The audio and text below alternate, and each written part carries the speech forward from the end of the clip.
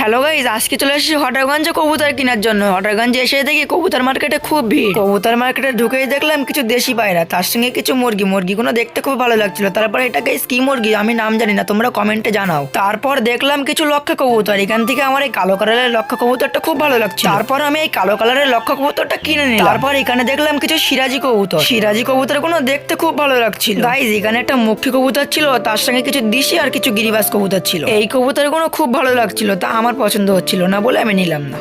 এখানে একটা কবুতর দেখলাম, এই কবুতরটা খুবই একটা ভালো মানের কবুতর। এর ঘাটতাল হয়ে গেছে বলে একে কেউ কিনছে না। কবুতর মার্কেট থেকে আমি টোটাল দুটো কবুতর কিনেছি। এই দুটো কবুতর তোমাদের বাড়ি গিয়ে দেখাবো। কবুতর মার্কেট থেকে বেরিয়ে আমরা দুই বন্ধু এখন চলে যাচ্ছি বাড়িতে। কবুতর দুটোকে নিয়ে চলে আসলাম বাড়িতে। বন্ধুরা দেখতে পাচ্ছ আমি কিন্তু এই মাদি লক্ষা কবুতরটা কিনে এনেছি। বন্ধুরা এ হলো মেল কবুতর, আর ডান সাইডে যে ফিমেল কবুতরটা আছে ওটা আজকে কিনে এনেছি হটারগঞ্জ থেকে। এই দুটোকে জোর দেবো। কবুতরগুলোকে জোর করার জন্য আমি এক টপে রেখে দিলাম। গাইজ এই ম্যাট্রাস কবুতরটাও কিন্তু আমি হাটের থেকে আজকে কিনে নিয়ে এসেছি। আমার বাড়িতে একটা ফিমেল ম্যাট্রাস কবুতর ছিল, তাই আমি একটা মেল ম্যাট্রাস কবুতর নিয়ে এসে এই দুটোকে জোর করার জন্য একটা টপে রেখে দিলাম। বন্ধুরা তোমাদের যদি আমার ভিডিও ভালো লেগে থাকে অবশ্যই লাইক সাবস্ক্রাইব করে দিও।